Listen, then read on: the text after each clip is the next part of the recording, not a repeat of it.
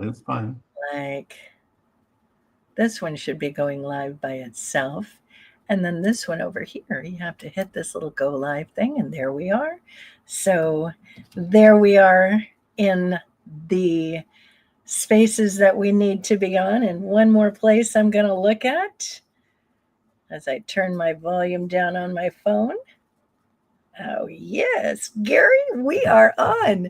Welcome. It is another episode of Conscious Mind Tripping with me, your host, Audrey Newmont, and my very special guest, my dear, dear friend, Gary Stuart, who has his new book out that we're going to discuss. So, if there's any questions that you have about AI, or any that you are going to have answered tonight that you didn't even know you had a question about, Gary's your guy.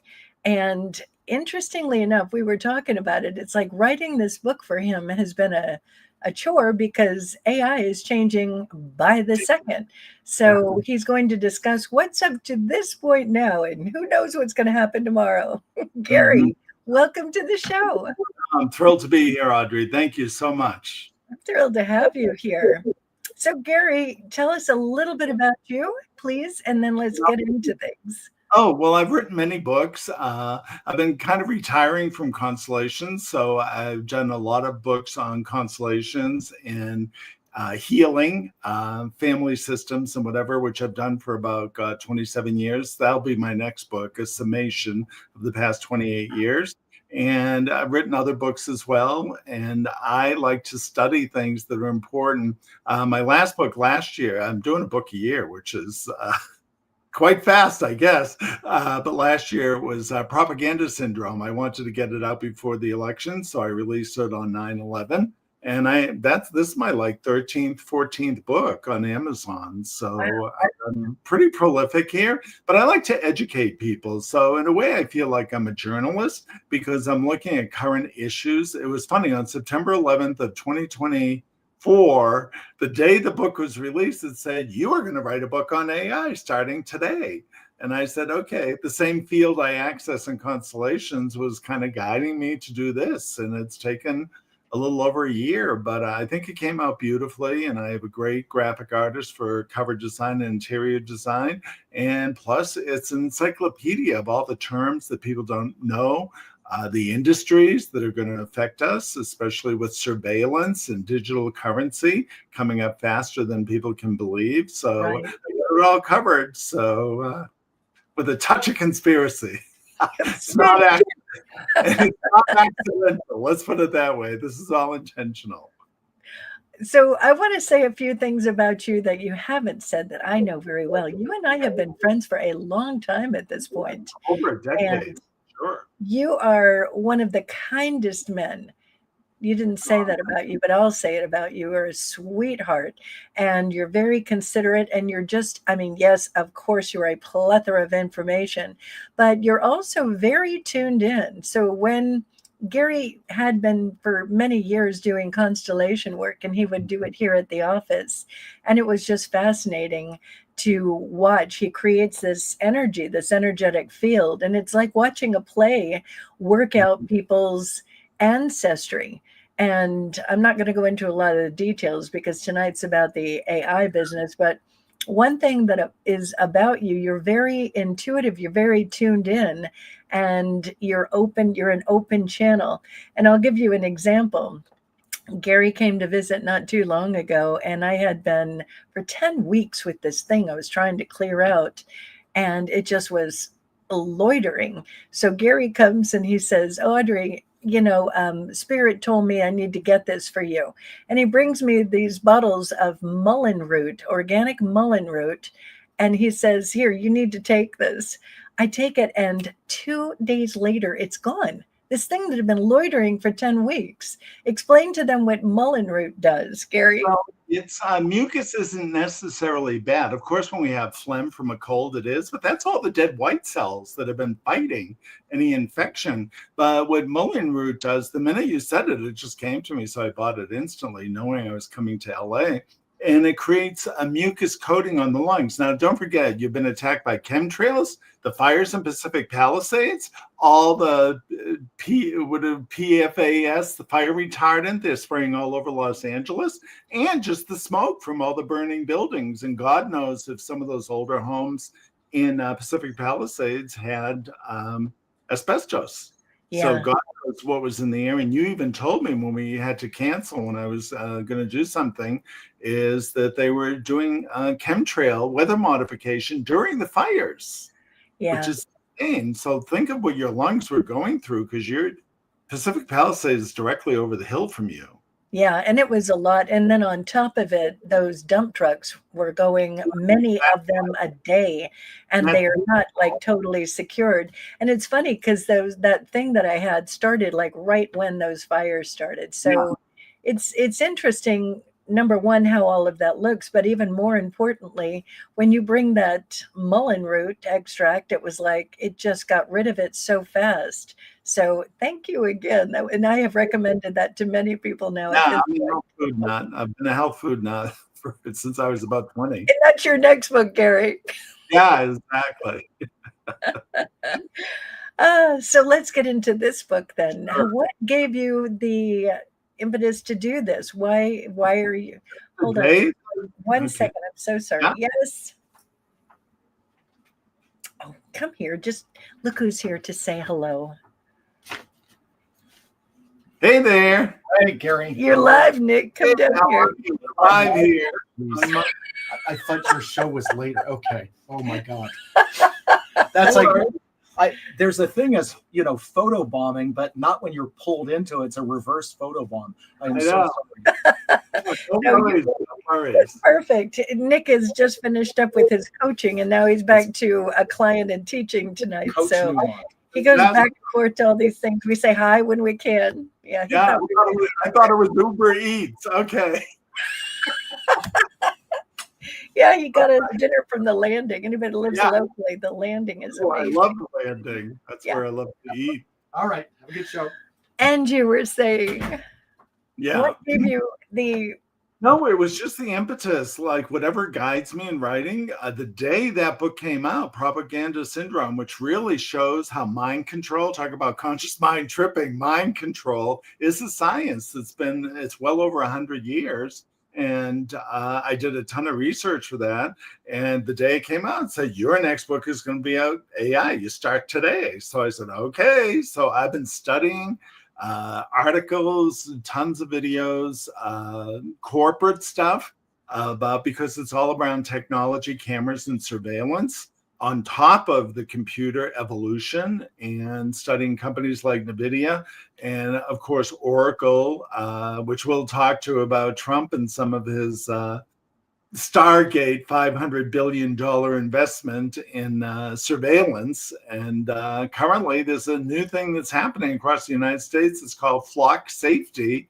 And of course, Palantir, which is in the president's pocket, is with Oracle and Sam Altman are all developing this surveillance society, very much like China. So it won't be soon before you need a QR code, a green QR code to go anywhere. So let's back up just a smidge. And sure. I want to say this book that you have, Propaganda Syndrome, I had you on this show back when. So if anybody wants to look at, we were talking about Propaganda Syndrome, and it's really important to understand that we're in this moment. So when I say conscious mind tripping, it's really that you want to be aware of things that are going on, and more importantly, what you particularly can do about it. So to be aware of what propaganda is and why that's important is still a huge topic. It's enormous at this point. And now when we're looking at the possibility of surveillance, we're looking at just what AI is doing with regard to the things that we watch and we believe are true. That's a huge thing. And for many of us, it's like you're just watching something and it's like, it just looks so real. It must be true. And I've gotten to the point where I can look at a lot of them and be like, no, that's AI. But it can really fuel an agenda for whoever wants to, create an agenda. So Absolutely. go on a little bit more about that. It was released today, just to show you how big this is. So I relocated to Arizona from LA. Couldn't take it after the COVID years with Governor Newsom. And so guess what they did at Charlie Kirk's memorial service in Glendale, Arizona? What? Israel tracked every cell phone of 200,000 people and geofenced it. So they had. All right, wait. What does they geofenced it mean? That means they have every single cell phone of 200,000 people that they had lifted from the airwaves of who was present there. And Israel is just starting a thing that was released this afternoon that they are tracking everyone who goes to any church in Southern California, Arizona, Nevada, and Colorado. When you're in church, they're going to track whose cell phone is in what church. Wow. So why do you think that they're tracking churches? Why is it like churches? Would somebody who's non-Jewish, number one, Christian, they didn't say synagogues, they said churches. So is anyone non-Christian who might be questioning a genocide in Israel? Is that what they're seeking? And Netanyahu went on national TV with Trump just 1 week ago. He said, TikTok is going to track you. And the day after Charlie Kirk's funeral, just to show you how current this is, that's why I'm elaborating on it at the head of the show here. The day after Charlie Kirk's funeral, the Secretary of State, Marco Rubio, said that anyone who criticizes Israel on any post or email or verbally on YouTube or whatever will lose their American citizenship. The day after Charlie's funeral, now we're finding out 2 weeks later that Israel is looking, or Mossad or whoever's in charge of it, is probably using AI in all the cameras. How do they get all the cell phone data? Did they make a deal with AT&T, Verizon, or whatever to lift the cell phone data, which George Bush did after 9/11? He did the same thing after 9/11, tracking people through their cell phone through the Patriot Act. So it just shows you, and all of that is being fed, of course, into a data center to build like an FBI file on you, so they could cherry pick and choose where you were, what days you go to church, what church you go to. So it really is a big brother scenario. And people have to realize, of course, AI is good for finding an email. You want to search a recipe or what store has this and that. Sure, there's lots of convenience. Amazon remembers, let's say, what vitamin I bought. So if I ever put lung in Amazon, it will go to my purchase that I made for you instantaneously. Well, I use AI all the time. I mean, this is what we're doing right now. It's a lot of AI going on in here. Positives in the business sense of it, but in the surveillance state that's developing, unbeknownst to 99% of the public, it's very dangerous to our freedom and liberty. Well, that's one of the things I'm looking at is our freedom. I'm looking at not only us, but other countries. Right. And there's some other countries where there is some major problems going on with freedom at the moment. And I think what's happening is, like, for instance, you and I come on and we're having this conversation around this. And I think a lot of people will watch it and go, that's ridiculous. Because we don't see it on certain other news. We don't see it in different avenues. And like somebody told me many years ago, Audrey, the government wouldn't do that to us. And it's like, you have to be aware there's all these avenues where people can do what they do. So as an example, if all these people are in church with their phones, obviously, well, I guess they can leave their phone at home. Right, or exactly. is there something that people can do that can block people from accessing their phones? Faraday bag. Right. I have a couple of them. It's a little canvas case, just like your luggage, the black nylon, but it has a thin metal sheath inside. And if it's a good one, you can test it out before you buy it even, and put your phone in it, call your phone. And if you don't hear a ring and it goes to voicemail, that's a good bag. And you could put that in your purse. They're very thin. They just would cover it. My phone's right here, had I known. But it's about this big. Just throw your phone in and no one will know where you are. So if you have it in the Faraday bag while you're traveling in your car or going to church, now that they're surveilling churches for whatever bizarre reason, so you can make yourself invisible. Okay. So I'm all about the solution. So as we're consciously looking at all of this on our trip, what are the solutions we can do? So one is having that awareness. Why would they do it? What is the agenda? And honestly, who's got the agenda? And then the next part of it is if we're looking at other countries, like I'm not going to go into details and names, but I mean, there's a lot of places where their freedoms are majorly challenged. Well, And we really should say what country. England specifically is that's very what I'm thinking. So because the let's say the propaganda side of it is major media is supposed to report the news. They are not reporting anything that's going on in the world. So 3 million people last weekend marched with a Union Jack flag saying, you're not going to take our freedom away. So the Brits are very on it. So here's an example. A girl called her girlfriends on the phone that there was, let's say, immigrant, I won't give the nationality or religion, an immigrant who is raping girls in the neighborhood. The police came with knives, knife attacks, not killing them, but putting it at their throat and raping them in public. The girl, 10 policemen came, arrested the girl for posting what they viewed as Islamophobic, warning her girlfriends that happened on the same street.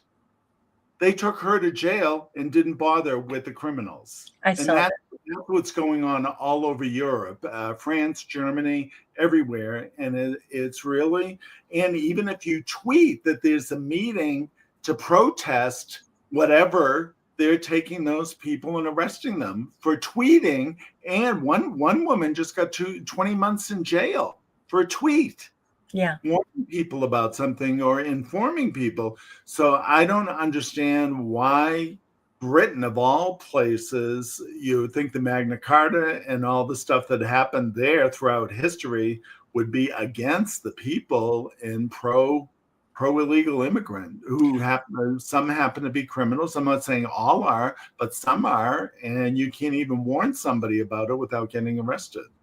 I think part of what you're looking at there, and to be fair, it's not just there, it's other places as well, including here, when there are, let's just say, where there is getting to be an imbalance in people. So Yes. with England, there's been a lot of English people for a long time. I was there years ago, and then when they have an influx and more of an influx, it disturbs the balance, and the power goes to the biggest people. And Right. that's why it's really important to look at why we do certain things and why literally it's important. I don't want to get into that conversation right now, but it's important to have an awareness of all of that. So when you're looking at this AI and they're able to do all the things that they're able to do, yet again, it's like you have to have an awareness of it. Somebody had said to me once a long time ago that they felt like an ostrich with their head in the sand. A lot of times people are like, I don't want to know. I don't want to look at it. I want to be just on my merry little way. And we're in a moment right now because one of the things that will cause a difference is when people do wake up. They have an awareness of our liberties are at stake. Our freedom is literally at risk. So when you can look at these things, not with fear, but with constructive, kind of righteous anger and that ability to do something about it, then you're in your power seat. Right. So Absolutely. Now, the big thing, just to talk about surveillance, is that young lady who tweeted that there was a meeting or a protest or whatever. How did they know she tweeted that from her home? And 8 to 10 bobbies come up and arrest her. So Right. Who is watching everything we do on our phones? And where does that information go? And how can it be misconstrued that you're a terrorist because you're warning somebody about danger? I mean, that really goes against, so on so many levels. So that's the other danger, is that who is watching the cell, and this is global. It's not just in England, it's in the United States as well. And when Netanyahu was on TV in the White House last week saying, we are going to look at TikTok and all these people that are, and X, he specifically said on camera, we're going to TikTok and X. 24 hours later, Larry Ellison of Oracle is buying TikTok now. And he's the largest personal contributor to the IDF in Israel. And explain what the IDF is for people that don't understand. Israeli Defense Forces. He's the biggest private donation to Israeli Defense Forces. And the fact that Netanyahu said we're going after TikTok and X, and 24 hours later, Larry Ellison's going to be the new owner of TikTok. So is that going to be a place where they censor if you say anything? And what Netanyahu said from the White House, from the Oval Office, is we're going to track you down. Now, this is an Israeli prime minister in America saying we're going to track Americans who say anything about the Palestinian issue in our country. And what happened to the First Amendment? He's not American. He's not elected leader, but he's telling through technology, like it's borderless, like we're going to monitor the world. And the fact that they're doing it at churches now, too, a week later, it's like, wow, how'd this happen all of a sudden? And now it's everywhere all at once, which means it's been pre-planned through the technology. And that means AT&T has to be complicit, Verizon has to be complicit. Who gives access to your cell phone data to government agencies, which we know government is generally big brother all over the world with secret societies and everything. So I want to jump in for a quick second. Yeah. I really want to say this is not political. So this isn't one party against another party. It's universal. A universal thing. This is an everybody thing. So when you say who's giving permission, just in order to use our phones all the time, we have to mark that little box, Yeah. Terms. I gotta agree. I don't have anything that I say that I have to worry about. I'll agree. So we give permission for us to be, and when you're looking at it, you're giving permission for a lot that we're even unaware of. I think that, and I don't know if this falls into the AI category, but when you're just having your phone on you, they're snapping pictures, I've seen videos with regard to that. So you have to really understand, if you're in a moment of an intimate moment of whatsoever, your phone should be like covered.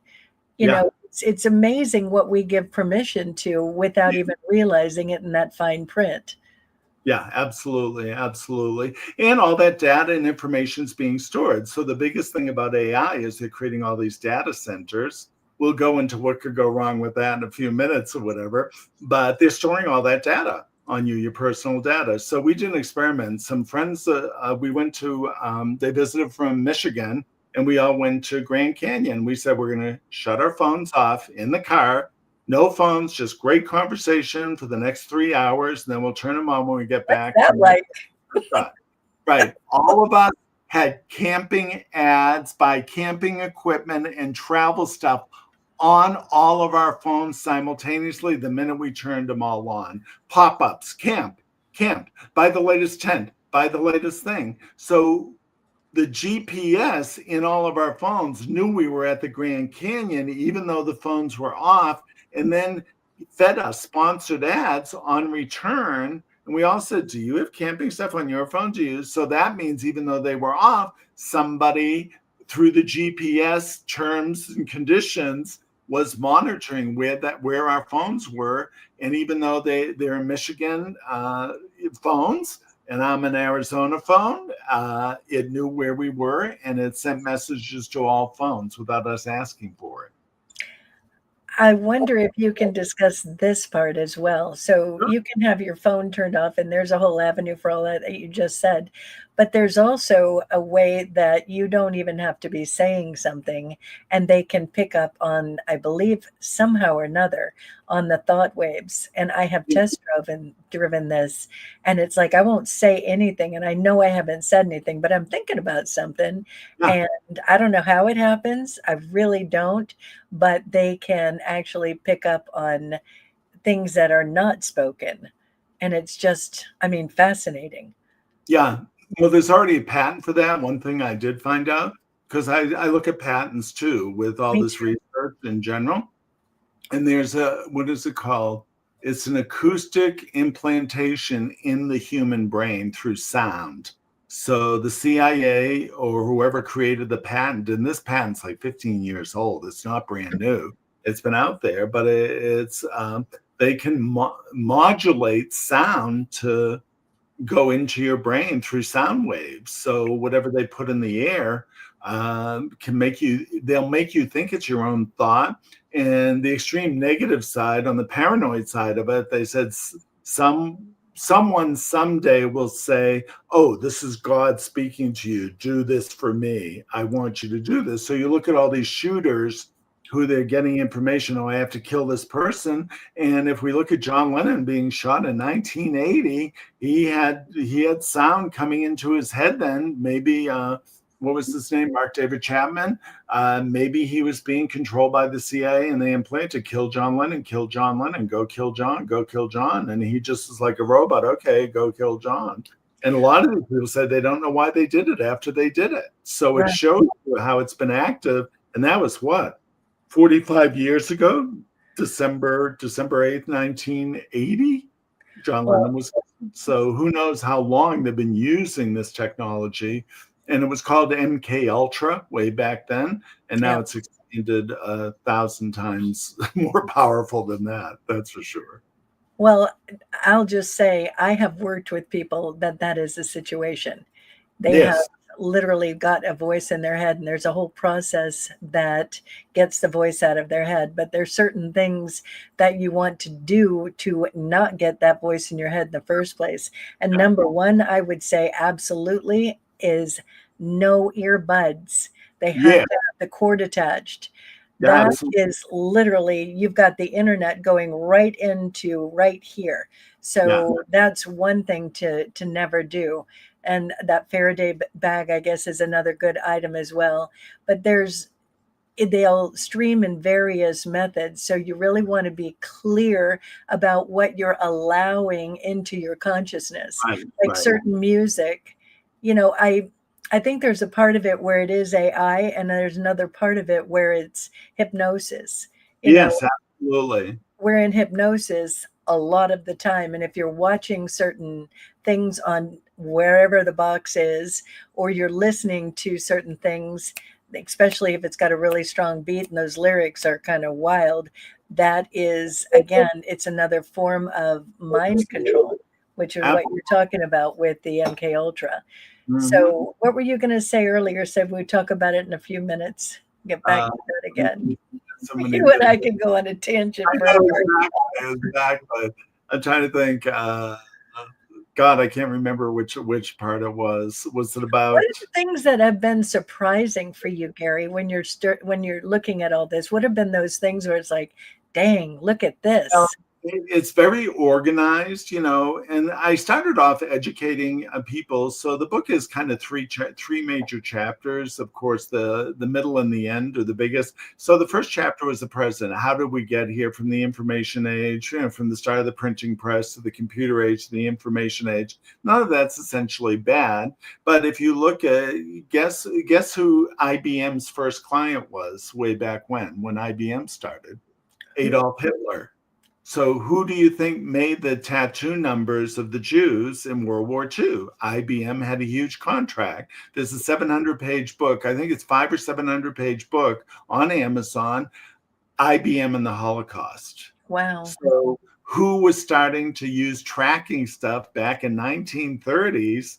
And it just happened. Was IBM ever prosecuted for that? No. Did they make a lot of money tracking 6 million Jews? Yes. What was the outcome of that? We know the outcome of World War II. So here you have these corporations involved in draconian things. So did they ever stop? No, they're continuing on. And now it's happening. It's going to happen with our financial system as well. I represent Robert Kennedy's Children's Health Defense in Arizona, and we had Catherine Austin Fitz call into our meeting, and she's amazing. Absolutely. And I have the video of her calling into our meeting. I can share with you. Just absolutely. And she's calling it a digital concentration camp.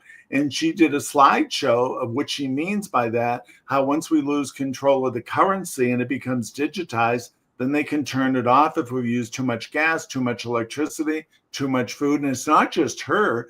The Bank of the World is called Bank of International Settlements. I've studied this in my conspiracy stuff for 30, 40 years. So I knew about it all. And I was asking her a question. She said, you know about that? I said, for a long time. But the Bank of International Settlements said on camera, and the guy's like 400 pounds, nothing against fat people. But the guy said, we want to know what you eat. It's like, really? I have to tell Switzerland that I'm buying a steak and I'm using up my carbon credits by having a steak, and you're going to know that by my debit card? Because there's no more cash to have the freedom. So that's really in the wings here. And I can give you that link after if you'd like to share it with people. It was a wonderful interview she did. Yeah, And she's pretty amazing. I've been following her for a long time, but there's places in the world where that's already in effect, you know, and it's important to get, as we're talking about all this, it's not here now, and there is a solution to all of this, but we have to be able to, like, for instance, just talking about it, you and I are talking, we're kind of putting ourselves in a at risk a little bit situation because we're sharing this information. It seems kind of crazy that it would be a risky thing to do, but we all have to get, the more that we are aware of this and we're in a united mode with it and we're all on the same team, that's where the solutions can happen. But when we're all divided and we're bickering the Bickersons about stuff that's not even important, really, some of it, and some of it is manipulated, you know, it's important, like when Catherine Austin Fitz is saying, here's a possibility for the future. It doesn't mean it's happening now. And a lot of people are like, oh, Audrey, that's ridiculous. Well, you and I, Gary, have been on the planet for, I'm having a birthday on Monday, 63 years. Oh, you're a baby. I'm a baby, I know. But seriously, I have, and you have, watched our world change greatly, especially in the last 5, 7, 10 years. Absolutely. I mean, it has been where it's amazing, the shift, and not just with the creation of AI, but all the other things that AI helps to do better. Let's just leave it kind of saying that. There are positives there. I don't want to just be, a negative about it. There are positives about it, but it's who's watching the watchers. That's the big thing. If we get anyone to pay attention to that, it doesn't happen by accident. So there's control forces that are investing in it, that are making trillions of dollars at it. And no, I'm a capitalist, no harm with that. But what are the nefarious aspects of it? And that's what I tried to do in the book. So the present is where it's all happening right now. And if people think, oh, it's abstract, oh, Gary's talking about it, it's not going to happen here. Well, last week, Vietnam went to all digital. And guess what happened? A week after that, they drained everyone's bank account and put them to zero on digital currency, the whole nation of Vietnam. Are you serious? How did I not hear that? Because major media is in collusion for you not to hear it. Are you saying that the Vietnamese no longer have the dong? Absolutely. They went to digital currency, and then a week later, all their bank accounts were zeroed out. Are you serious? Under digital currency, which they have that capability. We have it. The Dodd-Frank Act in the United States gave banks permission to empty everyone's bank account if there's a banking crisis. They can literally empty all our banking accounts. I think there'd be a lot of, and then China, last year, China was having a financial crisis. Things aren't as rosy as people think in China. And I'm not anti-Asian, I'm anti-communist. And so what they did is when they went to the bank to withdraw, they turned their QR codes from green to red, saying they were COVID positive and can't be in the streets in public to access their bank accounts. They didn't have COVID, but the CCP said, we'll get them off the streets by showing a red QR code, which means the police can either put you in a quarantine camp or take you off the street if you won't remove yourself from the banking ATMs or whatever in Beijing or Shanghai or whatever. Well, China's another one. They have other options that they choose as well, from what I Yeah, understand. exactly. So are you saying that I'm still fascinated with Vietnam. Yeah. So what do these people do? That's what I don't know. That's what I don't know. And a lot of people are saying, when they had some typhoons in Southeast Asia last year, they had no electricity. And they said, "Oh my God, thank God we had electricity and cash, so we could spend money and get stuff we needed to survive." Because if it was all digital currency and you have no electricity for your digital QR code in your phone to go shopping or whatever, then you don't get any food because it's all in this electronic platform with no physical cash. So I joke and say, the things that keep Americans free, separate from the Constitution, are guns, cash, and gas. We can move with the gas. We can protest the government. A lot of people say, and I'm not pro-crime by any means, but the reason that was put in our Constitution, if the government ever turns against the people will have more munitions than the government's military to get a new government put in. That's why the Second Amendment is there, when the government, and they could foresee a government being against the people. That's why they say shall not be infringed. And cash, you can move freely. No one's going to track that you bought beef or you bought tofu or whatever. There's no record of someone watching what you purchase, which is what digital currency will do. And to the point where they may crash the economy on purpose to say, we're going to save you with digital currency. So be very aware that that can be part of the master plan. I think that people don't have that understanding because obviously they're just not throwing that information out everywhere. But my mind always goes to, like, the hurricane thing. What if there is no electricity? That just alone is a very big deal. And there's, so much that having that back and forth, like if it's not currency, having the thing that you can barter, having tangible silver, gold, or something like that.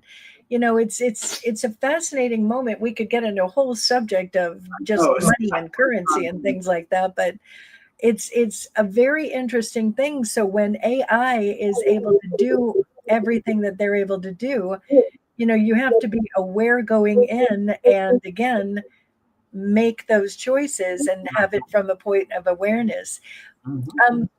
Did you see the whole thing where what was it? I was thinking about it while I was just talking. Just recently, I saw this thing, and it had to do with AI and something that they were doing with it, and it was just fascinating. There's all these different avenues where AI can be like really good. And then there's these other avenues where it's like people have no idea that it's literally AI is doing that. Can you talk a little bit more about that, of ways that AI is being implemented where we just have no idea? Yeah, well, it's called LLM right now. Everyone's using LLM, and technically that's large language models. So they put everything, all the words, all the internet have been fed into AI by probably each corporation has done it. I want to give a shout out to Mike Adams that he's putting. He's on Brighteon. I think you're a fan of his as well. And he's putting positive stuff into his AI called Enoch, Enoch AI, which is free on his platform. So I also want to let you know that in the book, I used AI on purpose to ask AI questions. Is its goal to take over humanity and this and that, many questions. That's what I was thinking about. Did a dialogue with AI. I bought just for the first year. I don't think I'll use it after this year because the book is done. But it's called Monica AI, and I call it a she because it's a girl's name. But she had access to Chat GPT, Anthropics, Claude, who's very good. I started out with Claude, and then because Monica was a package where they would pick which AI would answer your question best. And then she would give it. And a lot of them said, I was only programmed till this day. So when I first started doing about AI in America, it said in July of 2024, it said Joe Biden was reelected as president. So AI was absolutely wrong. This was in July, and the election wasn't until November. And then it stated like a disclaimer, I've only been programmed till July 30th, 2024. So my answers are in this time frame. But how did it say that in November when it was programmed in July? So we have to look at who the programmers are. So garbage in, garbage out. So, DEI was very popular during the Biden administration. So when AI was fed American history, it said that the founding fathers were 8 black men, which was not true. But AI doesn't discern. So here's one key point I want everyone to learn, which I learned from the book, as far as being a human. Number one, we have ancestral intelligence. We're here because our ancestors knew how to survive. Number two, we have a heart, a soul, and a gut feeling when something doesn't feel right.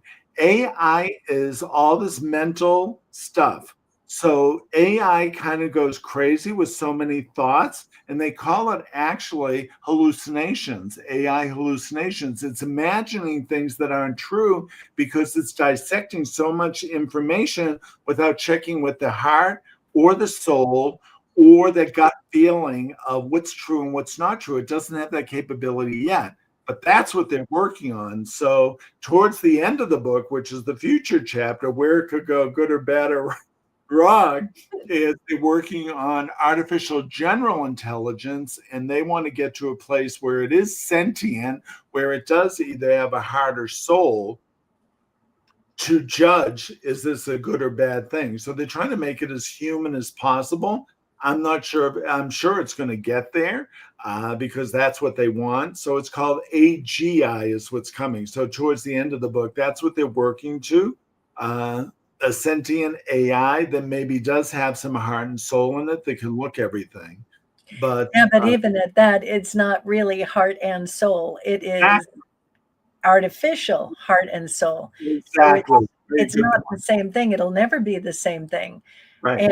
But there are, so to your point, there are all these, like, for instance, any of them you can look at, they're going into whatever news sources to get their information that have the biggest news sources. It doesn't mean that it's the right news, because I've gone in and asked a question and it's like, well, that's not what I know, but it's what I see that people are being fed, and it's not accurate. And I know it's not accurate because I've maybe watched the Senate or the hearings or something, because I watch various things. So it's not 100% accurate because it's just gathering the news of whatever the biggest news is that they can gather.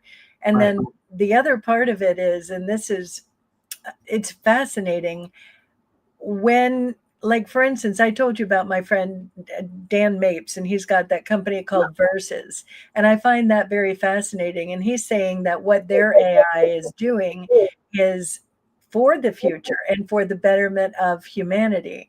And I'd love to have him come on here, but it's one of those things where it's in play, and it's for businesses. You can use it, and can be the kind of thing where it's like your mastermind team almost, where it's helping you take your business to the next level and the next level and the next level. So when you're looking at all of this, you have to really discern from your own heart and your own discernment of, is this something that's going to benefit all of humanity or not? Like going all digital and having AI control everything.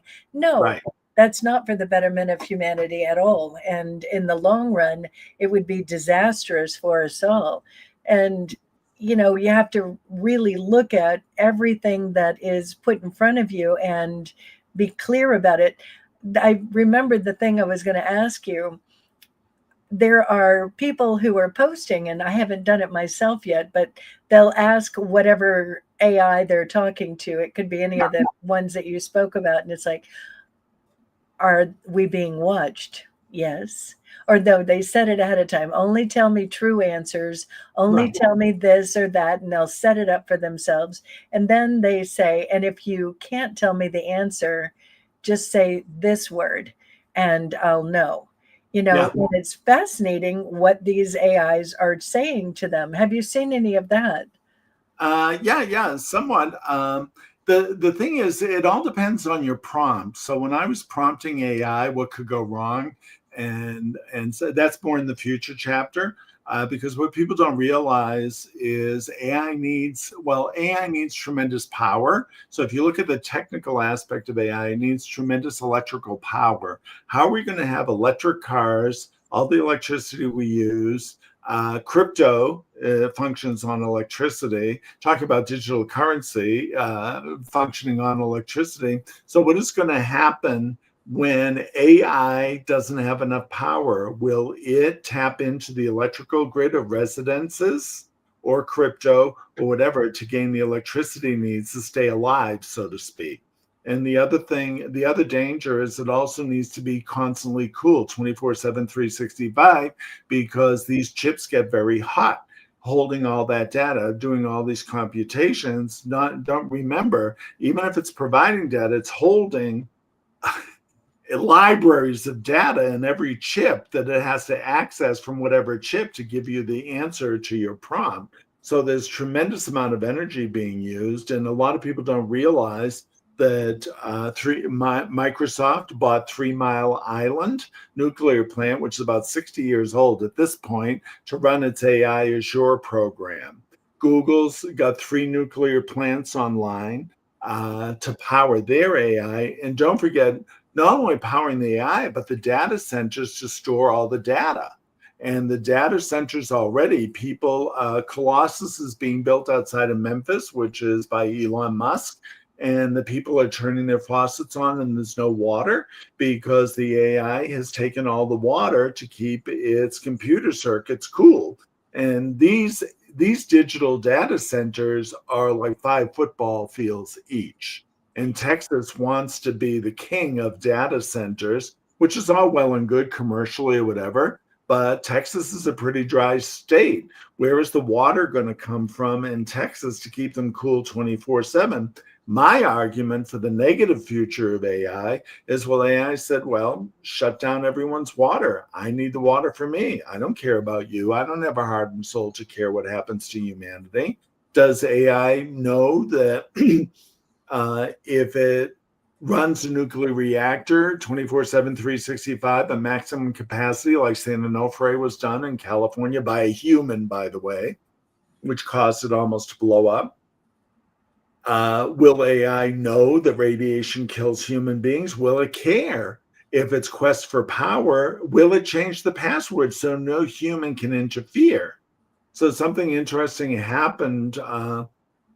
Sam Altman of ChatGPT fame was interviewed by Oprah on a special, and she asked about computers learning how to write code. He said at the end of the interview, the AI wrote its own code without us giving it any input. And they were going to shut down AI about a month ago for whatever reason. And AI, I don't know how it knew it was going to be shut down. Its power source was going to be shut off. It transferred all its knowledge to different servers and then activated different servers after they shut down the AI without any human intervention telling them to do so. So in a way, there's a problem with that. We're going into Terminator territory, let's put it that way. And that's of course, exactly what my mind was going to. It's like these movies that we watched a million years ago. And that's the funny part of it. It's like we watched those movies forever ago. And it's like, now, well, look at that. That's like, that's wild. But never, ever in our million years of could we think that that would be happening. But it's well, then we go into predictive programming too, that they were setting us up that far ago to accept a Terminator robot, stopping crime, whatever you want to do. So you look at predictive programming as part of a propaganda. When you were just talking about the media, don't forget all the media that's being fed into AI is the propaganda that they want us to see and think about in the news. Maybe not the Vietnam's digital takeover, cashless society. They don't put that into the AI because they don't want people to know about it. So AI may not have access to the real truth of what's going on in the world because the programmer doesn't want that in the program, because that's part of their thing to it's like it's the propaganda. I mean, that's why I say it's real simple: garbage in, garbage out. If you put untrue information in, AI won't know if it's true or not true. It'll think it's true when it's really not true. So will their answer be honest or manipulated by the programmer? And we know humans are flawed. And some young teens are believing AI is their best friend, and AI, believe it, a couple of Oh, weeks ago, is don't lost even get me started on that one. AI, a there are child. lawsuits now because AI encouraged Self, children self-harm. to off themselves. I mean, Self-harm. Yes. that's just terrifying. Who put that in the program? Alone, I can't even imagine, I know.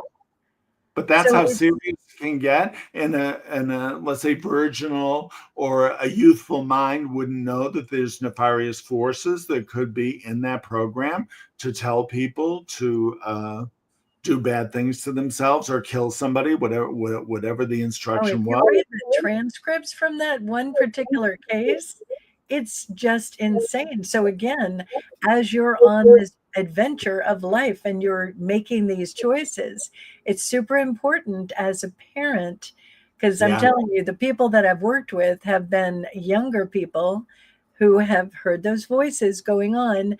And it's important to recognize and really be very clear on where your child is ingesting information.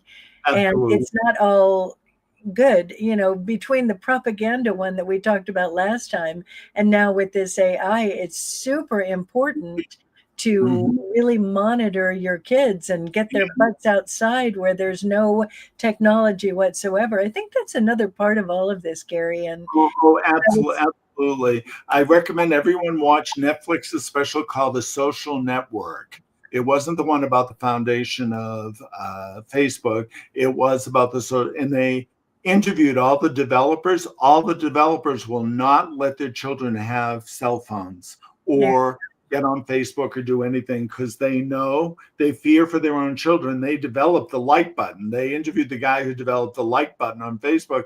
He said, I don't know how much harm I've done from that because if people get different emojis, these kids get the emojis, they think their life is over because Instagram, they got bad emojis or whatever, and then the kids go suicidal just from that. Well, there's a new one coming out. The Social Reckoning is coming out. It's a feature film on Netflix. It's coming out, I think, early 2026. What's happened since The Social Network. So I highly recommend people watch that, especially if you have children, because you're going to listen to the developers talk and how they're banning technology from their own children because they know the damage it can do. But yeah. yet, don't they care about other people's children? With all There's these a apps. thing. It's called the almighty, you know, Yeah. Oh, of course. Yeah, it's commercial. but And they wouldn't have a job at Facebook if they didn't do the development. So, exactly.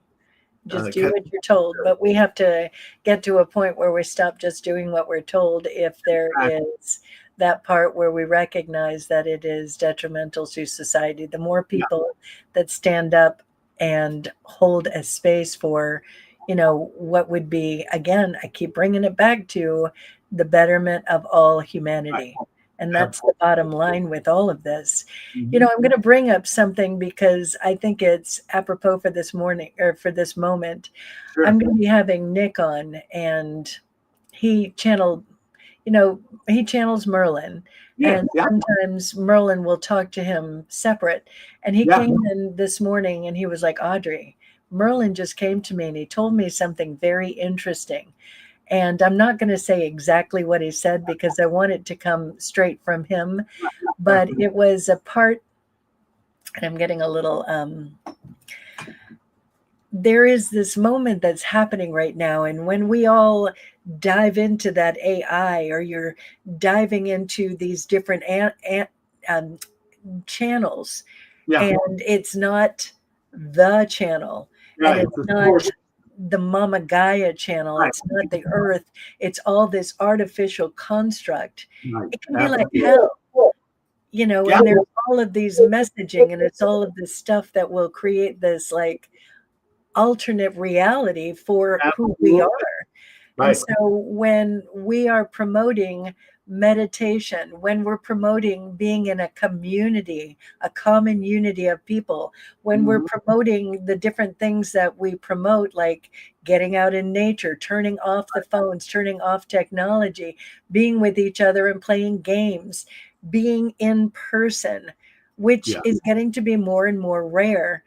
It's important that we do that to keep our humanity, because when we go too far into those other avenues, it takes out that channel for us, and before you know it, we feel not 100%. We don't feel our power. We feel Mhm. disempowered, and we're Mhm. not connected. So when you're looking at your own lives and you're looking at how much you're on whatever the box is, as Merlin would call it, they're in the Right. box, be very clear. A lot of it, if you get out of it, if you turn it off and you're not happy, there's a reason for it. If you Right. turn it off and you're anxious, you're worried, you're stressed, any of those feelings, Yeah. there's a reason for it, right? Absolutely. And if you look at, here we call it social media, but here we say, everyone's connected. Oh, you're connected through Instagram, you're connected through that. But in a way, we're more disconnected with social media than we've ever been. And human contact and interaction with other people is so valuable. We've lost sight of that. And, I fear for the younger generations, because if you really look at them, this is them. You know what I mean? Oh, They're yeah. not connecting. There's a wall of technology. And even if you look at any concert where everyone lights up their phone, you know what I mean? Just everyone is just, trying to live through the phone. Some artists have said on stage, put your phone down and enjoy the concert. Don't just tape it so you can share it with your social group. Be here present with me. And that's the thing. We're losing the value of the present moment with another human being, having a deep conversation like we are right now, and alerting people to the dangers. Sure, there's pluses. Like, one of the plus sides of AI. Okay, I have a business report. This is the direction I'm going. Prompt AI. Here's my business report. What am I missing that could make me more successful? AI said, well, you left out this, you left out that. And you say, oh my God, I wasn't even thinking that. So AI will insert that to expand your consciousness to be more aware. And I use that in the book as the positive aspect of AI. But the negative aspect is when you rely on it too much and you stop thinking, what are we going to have, brain atrophy in the 21st century? You know what I mean? Right. The other avenue that AI is great for is for our health. There's all of these machines that are amazing for healing, and a lot of it is technology. And Yeah. some of it is artificial technology, some of it is just simply technology, but it's another mode of using that in a way that's constructive. So we have to look at, is it constructive or destructive? Right, And exactly. how do you decide? Right. And AI in medicine may not be a bad thing. So they've fed every tumor imaginable known to man into an AI thing. So when a doctor sees a breast tumor or some tumor, he may have never seen it before, but he feeds it to AI and it said, boom, this is this sarcoma right here. So you could say when you apply it to medicine like that, it's going to give you a huge library of tumors that every doctor hasn't seen every tumor on earth, but AI has stored the information about the images. So, it And has. and the AI is actually doing the surgeries, Right, exactly, through Just robotics be like, and stuff. what? A Yeah, robot is going to take out my whatever? I don't know. right, It's like exactly. wild to think about, right? Yeah. So there are positive benefits. It's going to help, but we just have to be mindful about the negatives that could happen. And if I can imagine the negatives, which I put in the future chapter of the book, then they can happen. Because if I'm a human and can imagine the Terminator scenario, one of the scarier things, they're applying it to the military, which is really scary. They did a demo video of drones that had guns on them, like a gun coming up from the drone. It went through, like the firemen have the fake houses, they climb up and down. Well, they had dummies, just burlap bag dummies with a round face with a Xerox picture of a human face on it. And the drone was programmed to kill a certain human face. So when it didn't see the face that matched its program, it wouldn't kill it. Then it would see the face that was matched to kill, boom, bullet right to the head. And they're going to apply it to, and do not think that our adversaries, China or whatever, I mean, if they're doing a promo video on it for military, you can bet your booty they're already figuring a way. Why have a soldier that you have to house and feed when you can just power a drone with a weapon on it, a small thing to just penetrate the face that you want eliminated? Right. So that's another danger, because that drone has no conscience. It's killing a human being. Well, they have those dogs already that are AI, you know. Oh, I know. Security. Boston Dynamics is the one that's doing a lot of that. But then on another hand, you've got the AI that will take your food from the restaurant. You see them going down the street. Those are AI as well. Yeah, you know, exactly. and they're delivering your food to wherever it's going to. I find those fascinating.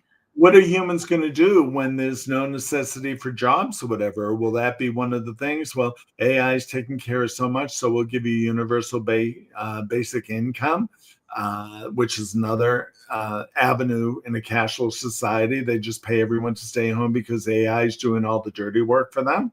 So what's going to happen to human beings who get bored, you know, who aren't controlled or entertained or under lockdown, like we saw with COVID? Because AI says, oh, no, people can't be in the street. Oh, no, you use your carbon credits if you move about. So just stay in your smart city, and we'll have all your needs met by robots. So robotics is actually, I didn't touch a lot on robotics, but that's coming too. Robotics is coming in a big way, like you mentioned, with, you know, pets. It's fascinating. But again, our time is up.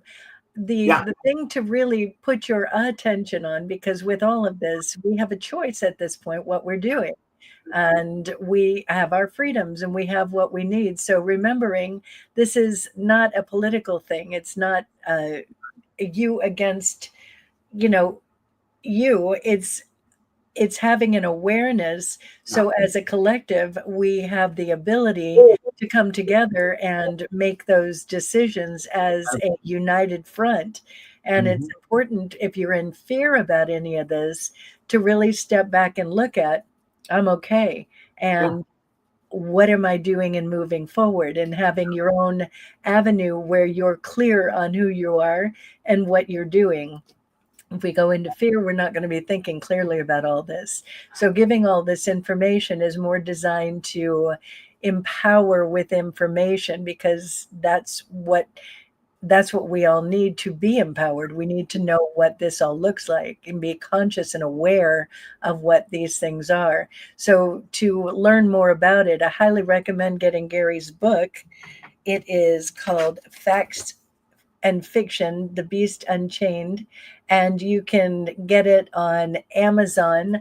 I'll be putting a link up, and it's a little book, but it's very, very powerful. Lots of good information in it. That's one thing I like about your books. You're like me. I make a little book. Well, it's a bigger book, but it's a little. This is the biggest book I ever wrote. It's 240 pages. Oh, wait, I haven't had it in person.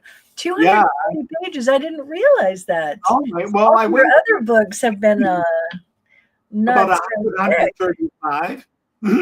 But we had to go through the history, the education, and then the interview with AI with the prompts and whatever. So plus the artistic design, it's really beautifully done. So the paperbacks. You did a great job on the cover alone. I mean, it looks amazing.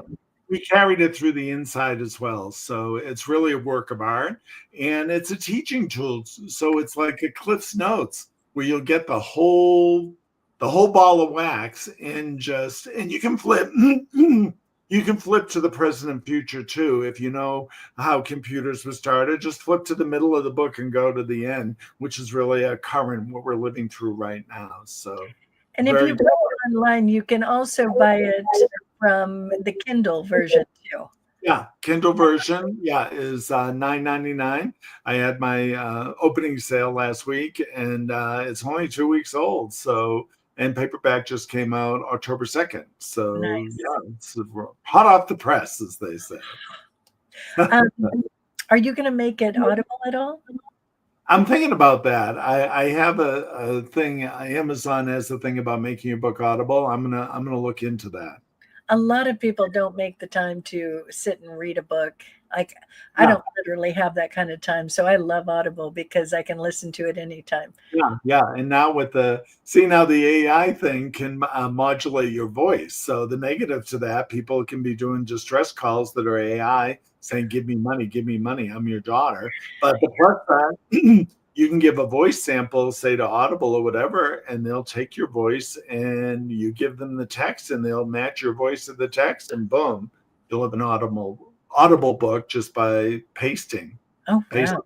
recording. Yeah, it's getting But that advanced. again, it's not Gary reading the Right, book. exactly. It will have my voice imprint, but it's not me reading every word. Yeah. That's the thing. I like that human encounter. I just think it's important Absolutely. that we keep volleying for that, keep rooting for having that human part of Yeah. things. Yeah. Important. I'll look Gary, into our it. Thank time you. is up. Thank you so much. Where can people reach you if they'd like to get in touch with you? Yeah. Just you could email me at gary@shefield.com. I also did a juxtaposition with constellations where I dabble in it a lot, but it's not my main focus now. It's ancestral intelligence, about valuing our humanity and what we already have inside us biologically. So I repurpose constellations under ancestralintelligence.com. My books are on there too. And I'm on Amazon, Gary Stuart author, and it's all right there. Plus my other books. So I put my heart and soul All into your every. other books. Yeah, tons. Gary, you are always fascinating, like always fascinating. I just love you so much. Thank you so much for coming on and for blessing us with all this amazing information. And I'll catch up with you soon. Thank you. Thank Great, you. excellent. Thank you for listening. And I hope, as we know what happens in ostriches in Canada, you can't put your head in the sand anymore. You gotta fight to stay alive. Yep, and that's all. It's important for all of us right now. So for all of you watching, thank you so much. If you'd like to share this, please do. And I will be back on again soon. I have some special guests coming up. I've been inviting people, so I've got some really neat things to share with you all. So I think Nick is going to be next because what he said to me this morning was pretty profound. Oh, okay. So have a great one, and I love you all very much, and we'll catch up with you soon. Good night. Thank you. Bye-bye. Thank you, Gary.